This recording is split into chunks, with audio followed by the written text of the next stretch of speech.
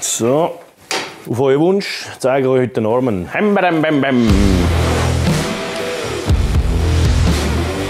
So.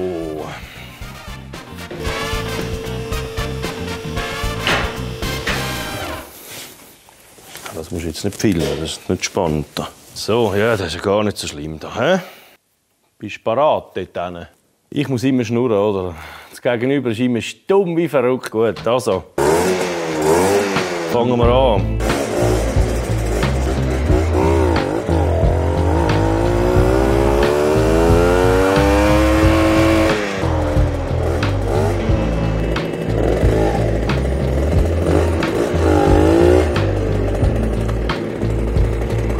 Ja, also, das ist natürlich einer von meinen ersten speziellen Umbauten, sage ich mal. Sogar das erste war, wo ich wirklich ein bisschen angefangen habe, Rahmen abzuändern. Das war einfach nur der nackte Rahmen, wie da vorne einer hängt. So habe ich das eigentlich mal geholt. Einfach das einmal wegdenken. Es war wirklich nur der Rahmen da. Ich habe jetzt glücklicherweise wieder einen gefunden, weil ich liebe diese Rahmenform. Ein englischer Hersteller, Norman Nippy hat das Gerät geheissen. Die haben damals auch schon Sachsmotoren verbaut. 1954 ist der Jahrgang. Der Motor ist natürlich ein Dreigangmotor, aber die Breitversion mit dem grossen Kurbelwellenlager. Durch das habe ich den ganzen Motor, natürlich das Kettenlinie stimmt, 15 mm nach rechts überschieben und neu befestigen. Dann habe ich Schutzblech. Ist natürlich auch wieder ein altes, ein geschwungenes. Das geht normalerweise natürlich bis da hinten runter. Das habe ich einfach da hinten leicht gekürzt und schön angepasst. Gabel. Das ist die Badass-Gabel vom Mofa-Kult. Zum Fahren natürlich relativ hässig, weil natürlich die Achsmitte so weit von der Gabel nach vorne versetzt ist. Ist also nichts, um ein entspanntes Ausfährtchen zu machen. Sieht einfach nur Porno aus. Das ist die Gabel, die ist viel zu lang. Brutal, oder? Alles gekürzt. Ja, die ist natürlich viel zu lang. Ich habe das Ganze eingekürzt und gemacht. Dann geschaut, dass da der Winkel, dass das auch wieder etwa horizontal ist, dass das schön liegt. Dass der Motor auch wieder gerade ist. Die Sitzhöhe ist natürlich etwa 15 cm runtergekommen. Ich habe dort oben die Aufnahme abgetrennt und unten wieder angesetzt. Der ganze Vorderbau mit der Fußrasteranlage, mit der Fußbremse. Ich habe einfach das Rohr da unten am Rahmen angeschweißt. Und zur Verstrebung, dass das seitlich auch ein bisschen stabil ist, habe ich da, wie ich finde, in einer sehr schönen Form, natürlich auch wieder so ein bisschen im Rahmenstil, mit überall ein bisschen die Dreiecke, die Spitzen. Dann habe ich eine Schablone gemacht aus Karton, um mal zu schauen, wie das wirkt. Dann habe ich die Kartonschablone geschnitten, wie es mir gefallen würde. Dann habe ich es natürlich Wasserstrahl schneiden lassen. Das ganze Zeug zusammengeschweißt, Fußraster gedreht. Da habe ich noch Puchnaben genommen, hinten und vorne. Puchnaben, einfach wegen der Optik, Aluminium. Leichter Glanz. Und dann habe ich hier die Fußbremse mit Seilzug. Heute mache ich das immer mit Stängeli. Ist natürlich viel, viel aufwendiger, aber für damals war das absolut lässig natürlich. Da unten etwas sehr Schönes, die Röhrchen. Da habe ich auf beiden Seiten 2 Röhrchen gemacht als Kabelführung. Die sind natürlich auch leicht bombiert. Ich habe dann die in die Drehbank eingespannt, zwischen die Spitzen, und habe die mit dem Gummihammer quasi in Form gebracht. Da haben wir die Hupe und den einen aus. Muss ich gerade überlegen, 34 bin ich und darum hat es 34 Spitzmuttern an diesem Gerät dran. Das ist jetzt 4 Jahre her, 5 Jahre her sogar. Ja, irgend so etwas. Einfach überall, wo irgendwie gegangen ist, sind Spitzmütterchen angekommen. 1, 2, 3, 4, 5, 6, 7, 8, 9, 10, 11, 12, 13, 14, 15, 16, 17, 18, 19, 20, 21, 22, 23, 34. Es kann natürlich sein, oder, dass man so Zeug heute im Shop bekommt. Das macht aber gar nichts, das ist ja lässig, oder? Was ist noch speziell? Ja gut, das Flammenrohr natürlich. Das ist auch selber hergestellt. Das wird jetzt natürlich noch verchromt. Das sollte ich schon seit 3 Jahren machen. Ich habe jetzt hier die Sidepipe-Flöte genommen, weil sie halt einfach schön im Schwung vom Schutzblech da das Ende hat. Ist natürlich leistungsmässig für diesen Motor jetzt nicht ganz geeignet. Habe mich aber gleich für die entschieden, weil es halt einfach optisch schön aussieht. Kabelführungen mache ich ja immer gerne im Lenker, auch wenn es jetzt nur so eine kurze Distanz ist. Es macht es einfach sauberer und aufgeräumter. Wenn jetzt da würde so Kabelzeug rumlampen, das würde mich einfach anschiessen. Muss schon mal filmen, das ist lässig. Das ist lässig, schau da. Vorderbremse, da gehe ich da rein, komme da unten raus,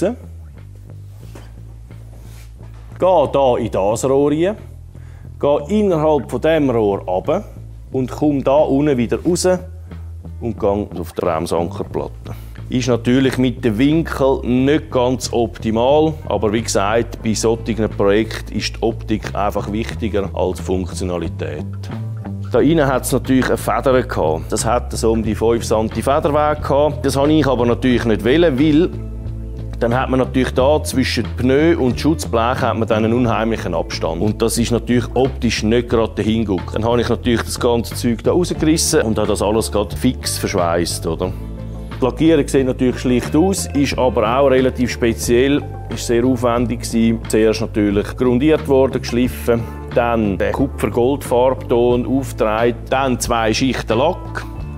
Und erst dann sind die Filet draufgekommen. Dann wirkt das so, wie wenn das Filet so ein bisschen schwebt. Also es ist halt erhöht, es ist ein bisschen vom Farbton abgehoben. Die Filet, die sind quasi wie beim Original oder sehr ähnlich wie beim Original. Das wollte ich auch beibehalten. Ich tue gerne immer etwas mitnehmen vom Original, auch ins Custom-Umbau-Projekt.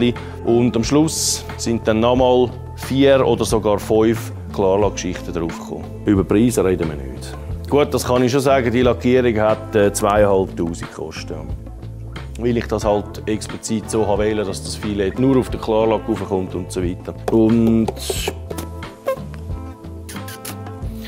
ja.